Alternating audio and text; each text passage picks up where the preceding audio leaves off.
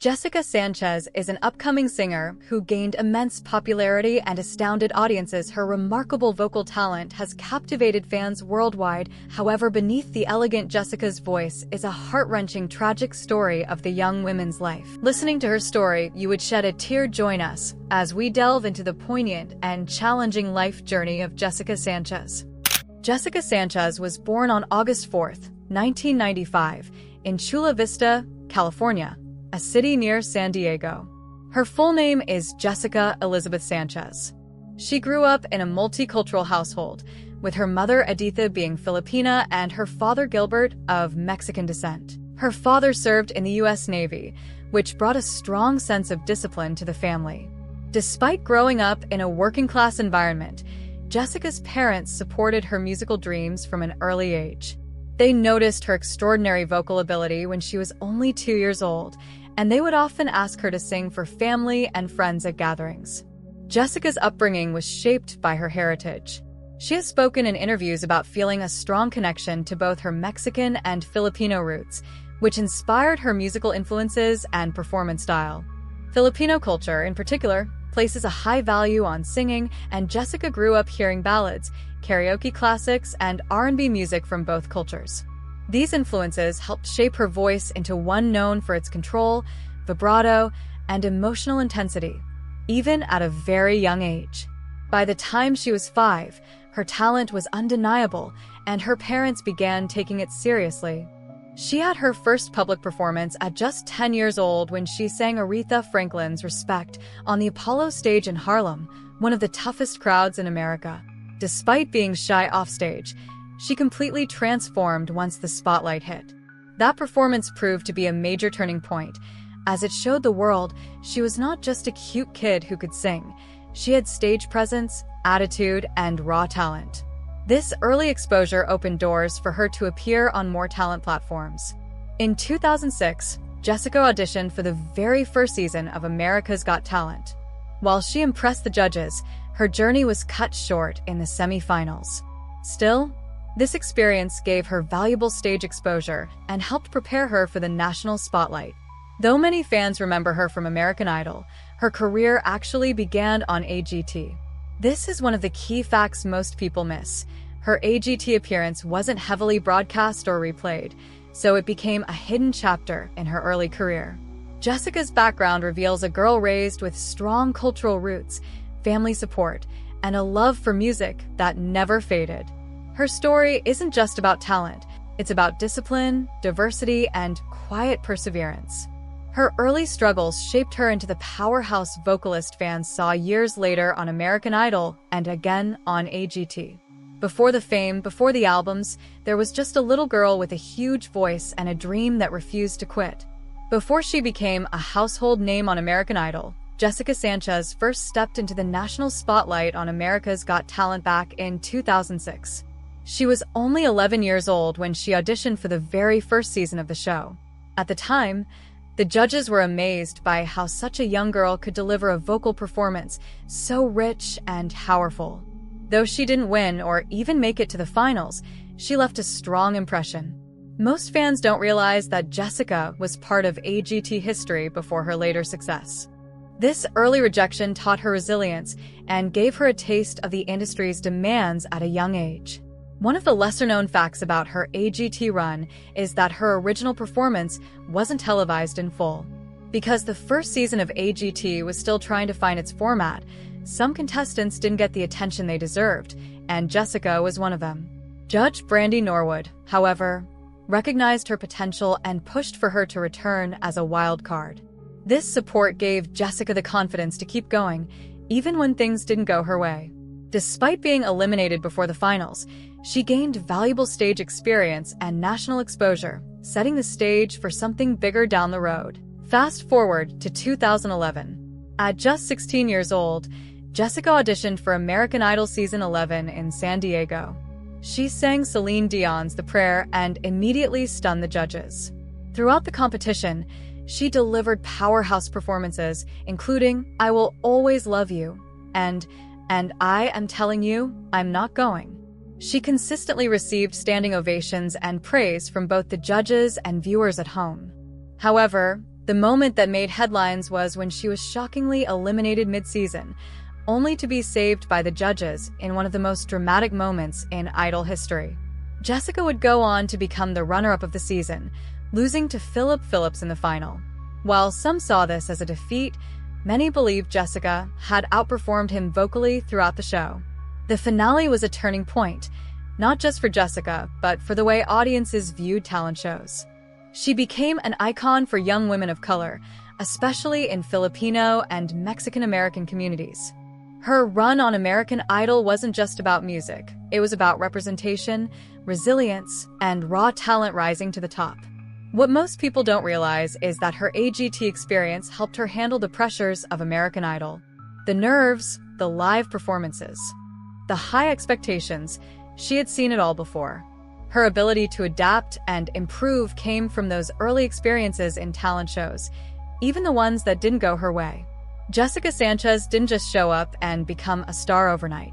Her rise was the result of years of hard work, early rejection, and unwavering belief in her own voice. After finishing as runner-up on American Idol, Jessica Sanchez had a huge wave of momentum behind her. She was just 16 years old, but had already become a global name. Her incredible vocal range, mature presence, and emotional control had made her one of the most talked-about contestants in the show's history. Right after the finale, she joined the American Idol Live tour, performing across the U.S. in front of thousands. She was often the standout performer during the tour, earning consistent praise from critics and fans alike. It seemed like a superstar career was just around the corner. Shortly after the tour, she signed a recording contract with Interscope Records. Her debut album, Me, You and the Music, was released in April 2013 and featured collaborations with big-name producers like Ne-Yo and Toby Gad. The lead single, Tonight, even featured Ne-Yo himself. The album aimed to push Jessica into pop R&B territory, with radio-ready tracks and upbeat hooks. While her vocals remained strong, critics noted the album didn't feel fully her. It debuted at number 26 on the Billboard 200, not a flop by any means, but also not the blockbuster success many expected following her Idol fame. Despite the modest reception of her debut, Jessica didn't stop working. She appeared on the hit TV show Glee, playing a singer in the Nationals competition. It was her first acting role, and she took it seriously, enrolling in acting classes beforehand to prepare. The performance, though brief, introduced her to a new audience and showed her versatility. She also began releasing singles independently, trying to find a sound that matched her personality and artistry. Over the years, she dropped songs like This Love, Stronger Together, and Us, each showing a more stripped-back, soulful side of her voice. But navigating the music industry wasn't easy. Jessica later admitted in interviews that she began to lose her passion during this period. Music started to feel like a job rather than a joy. She struggled with being told how to look, what to sing, and how to market herself. As a young woman of color in a major label system, she found it hard to maintain creative control. She wanted to stay true to her voice, but industry pressure often pulled her in other directions. Still, she never stopped making music, choosing instead to slow down and focus on growth.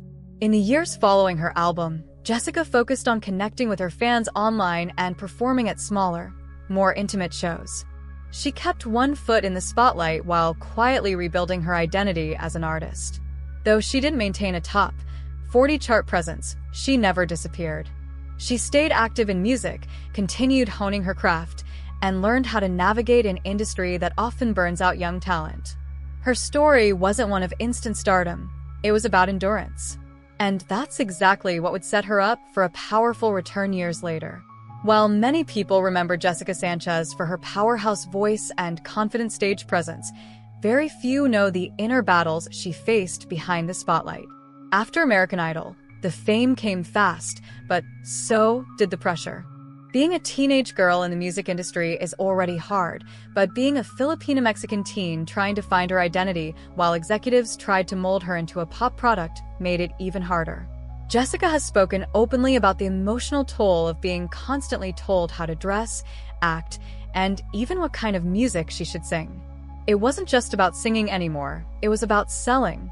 As the music industry pushed her toward radio-friendly pop, Jessica found herself feeling disconnected from her own artistry. She wanted to sing ballads, soul, and R&B, music that let her emotions shine through, but the label often leaned toward trendy sounds that didn't reflect her heart. It became difficult to enjoy the music when it no longer felt like hers. Fans didn't see this struggle, they only saw her on TV and thought she had it all. But in private, Jessica wrestled with anxiety, identity confusion, and creative burnout. Her love for music dimmed, not because she stopped caring, but because it started to feel like work instead of expression. Being a woman of mixed heritage in an industry that often prioritizes marketability over talent added another layer of difficulty. Jessica wanted to embrace her Filipino and Mexican backgrounds proudly, but she also felt the pressure to fit in with mainstream pop culture. She was sometimes treated as a niche act rather than a global artist. Even when she performed overseas, especially in the Philippines, where she has a huge fan base, she was still figuring out how to honor both sides of her roots without being boxed into stereotypes. What helped her through those years wasn't just family support, but also personal reflection. Jessica took a step back from the spotlight and started making music independently. She began writing songs that reflected her own thoughts and emotions, not what producers told her to feel. That journey towards self-expression made her realize that fame without freedom isn't true success. And while she lost some commercial momentum by stepping away, she gained something far more valuable, herself. In interviews years later, Jessica described this period as the hardest but most important of her life. It wasn't glamorous. It was lonely, frustrating, and confusing. But it taught her what kind of artist she wanted to be and what kind of message she wanted to share. She didn't just want to be remembered for winning a talent show. She wanted to be remembered for staying true to herself, even when it was easier to follow the crowd. That courage would be key in her dramatic return to America's Got Talent nearly 2 decades after her first appearance. In 2025, something remarkable happened. Jessica Sanchez returned to the America's Got Talent stage nearly 19 years after her original audition as a child. This time, she wasn't the shy little girl who stood nervously in front of the judges. She came back as a woman, an experienced vocalist, and someone who had lived the highs and lows of fame. But even more powerful was the fact that she returned while expecting her first child. That detail alone made headlines. She was literally carrying the next chapter of her life while bravely walking into one of the biggest stages in the world. Jessica chose to perform Beautiful Things by Benson Boone, a song filled with emotional depth and softness. It wasn't a showy, vocal acrobatics number. It was heartfelt and pure, showing how much Jessica had matured as an artist. The audience was silent during her performance, fully drawn in by her delivery. The performance ended in a standing ovation, with all 4 judges visibly moved. Sofia Vergara was so touched by the performance that she immediately stood up and hit the golden buzzer, sending Jessica straight through to the live shows. It was a full-circle moment, one that brought tears to her eyes and cheers from longtime fans. Simon Cowell, who had never judged her on Idol, looked at Jessica and simply said, "I think they like you." It was a light moment, but behind it was deep recognition of her talent and the journey it took to get back here. Howie Mandel called the performance roof-blowing, and Melby noted that Jessica wasn't just a great singer, she had evolved into a storyteller. For many in the audience and those watching at home, it felt like healing. Jessica wasn't chasing validation anymore, she was reclaiming her place. Her golden buzzer moment wasn't just about vocal ability, it was about resilience, motherhood, identity, and unfinished dreams. Jessica stood on that stage not as a contestant needing approval, but as an artist who had learned from pain and pushed through. She represented every artist who had been molded, shelved, or forgotten, and chose to return on their own terms. That's why her audition resonated so deeply, it was honest. Jessica's return sent shockwaves through social media. Fans from her Idol days were now adults, cheering her on like an old friend. Younger viewers who had never seen her before were discovering her for the first time. And for Jessica, the return wasn't just a comeback. It was proof that you don't have to follow a traditional path to find your way back to greatness. She had grown, healed, and most importantly, found her voice again. This time, nobody could take it from her. When Jessica Sanchez finished her 2025 AGT audition, the room didn't erupt immediately. Instead, there was a stillness, an emotional pause, as if everyone was trying to process what they had just witnessed. And then came the applause, the standing ovation, and the flood of cheers that seemed to echo off every wall of the studio. It was a moment charged with feeling, not just for the judges, but for the audience as well. What they had just seen wasn't just a good vocal performance. It was a story, a confession, and a release. Sofia Vergara was the first to break the silence. Visibly emotional, she praised Jessica for the honesty in her voice and said it felt like Jessica wasn't just singing, she was telling a truth the world needed to hear. Without hesitation, she pressed the golden buzzer. As golden confetti rained down, Jessica dropped to her knees in shock, holding her pregnant belly with one hand and covering her face with the other. For many watching at home, that moment became a symbol. A woman returning after years away, still standing strong, still inspiring. Simon Cowell's response was classic but meaningful.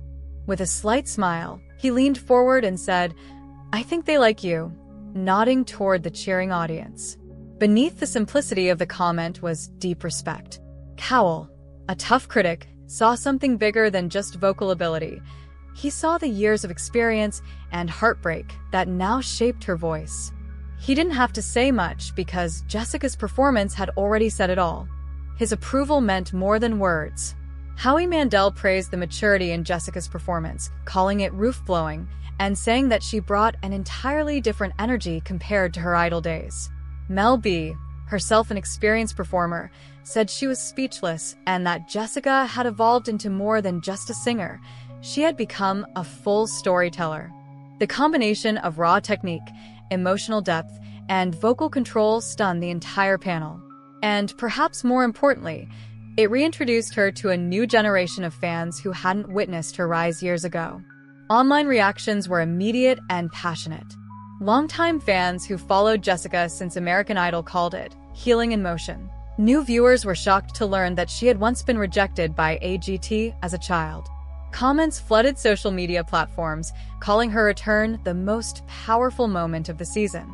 Even casual viewers, who may not have known her backstory, said they could feel the authenticity in her voice. The judges felt it. The audience felt it. And the world remembered why Jessica Sanchez was never just a contestant. She was always an artist waiting for her moment. While millions saw Jessica Sanchez perform on American Idol and America's Got Talent, there are still many hidden chapters of her story that were never told on television. For example, most people don't realize that her first AGT appearance in 2006 wasn't even fully televised. As a young semi-finalist, Jessica was quietly eliminated before the finals, and her performance got very little screen time. It wasn't until Judge Brandy Norwood advocated for her return as a wild card that she was briefly brought back. But this part of her journey was never widely publicized, making it almost a forgotten moment in talent show history. Another little-known fact is that Jessica didn't have formal acting experience when she was cast on the hit TV series Glee after American Idol. She was offered a guest spot playing a young diva in a national singing competition. While she only appeared briefly, she took the opportunity seriously, taking acting classes to make sure she didn't just show up as a singer, but truly fit into the role. Most people thought it was just a cameo, but for Jessica, it was a chance to prove she could evolve and stretch beyond music. Her debut album, Me, You, and the Music was heavily backed by music industry giants. The project included work from Ne-Yo, Toby Gad, and Harvey Mason Jr., big names in pop and R&B. The label clearly saw star potential in her and invested in top-tier production. But what fans never saw was how out of place Jessica felt at times during the recording process. In interviews years later, she admitted that while she appreciated the opportunity, the album didn't truly reflect her style or identity. It was marketed as pop R&B, but Jessica preferred slower, more soulful ballads that let her voice shine. Jessica also performed at high-profile national events that most people missed. In 2008, she sang the national anthem at an NFL game, a huge deal for any young artist. In 2012, she sang at the Democratic National Convention, one of the biggest political stages in the world. These performances weren't televised widely, so many viewers never saw them. But each of these moments helped build her confidence and reminded her of the power her voice had, not just in music, but in shaping culture. Perhaps the most touching detail that never made headlines is that Jessica has always been grounded in family. Her parents have supported her from the very beginning, driving her to auditions, working extra jobs to pay for lessons, and encouraging her to be proud of both her Filipino and Mexican roots. She's never let fame pull her away from that foundation. And in 2025, when she stepped back on the AGT stage while pregnant, she wasn't just chasing a dream. She was showing her future child what perseverance looks like. That's something no talent show ever aired, but it's what makes her story unforgettable.